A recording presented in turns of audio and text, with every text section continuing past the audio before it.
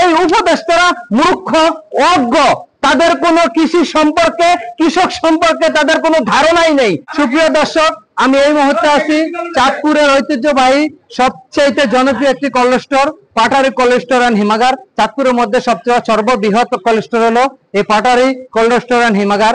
ওই কোল্ড স্টোরের ভিতরে আছি, আপনারা দেখতে আছেন এখানে আলু বাছাইকৃত চলছে, কিন্তু চললে কি হবে, এই আলুগুলো কিছুক্ষণ বা একদিন দুই দিন পর পরে বাছাইকৃত করতে হচ্ছে। কি জন্য?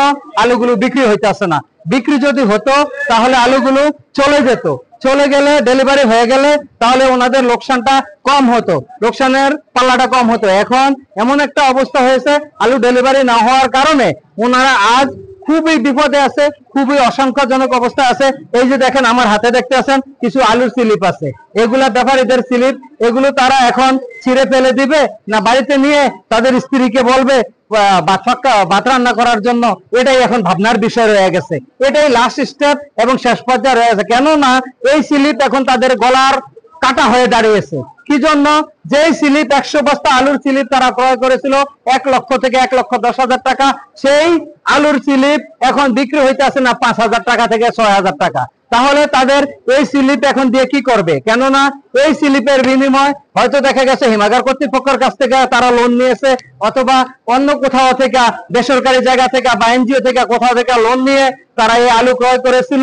এবং আলু যে কৃষকরা হয়তো লোন নিয়ে ধার দেনা করে আলু ক্রয় করেছিল বা ফসল চাষাবাদ করেছিল, এখন তাদের গলার কাটা হয়ে দাঁড়িয়েছিল।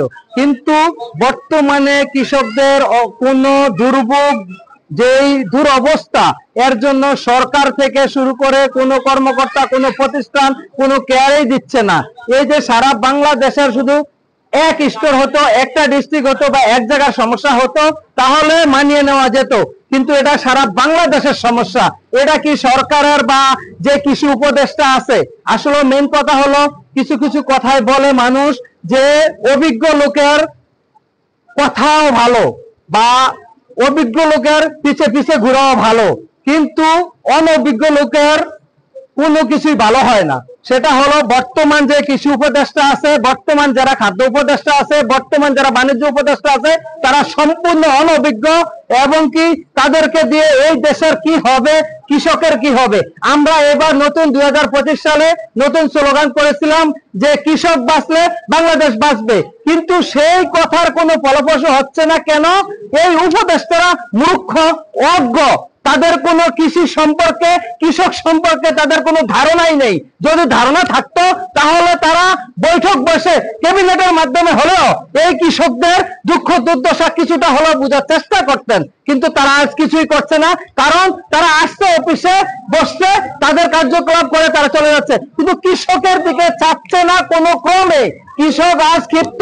আমার প্রশ্ন হলো, এই কৃষক যদি মরে যায়, এই উপদেষ্টার মতো 10,000 উপদেষ্টা আসলো, এই কৃষকদেরকে বাঁচানো যাবে না, এই কৃষকদেরকে কৃষিকাজে ফেরানো যাবে না, তখন এই দেশের কি হবে? যদি তাদের দৃষ্টি আকর্ষণ করছি, যদি আপনারা চান কৃষক বাঁচক, এখনই কোনো না কোনো ব্যবস্থা নিন, কৃষকদেরকে বাঁচান। কৃষক বাঁচলে দেশ বাঁচবে।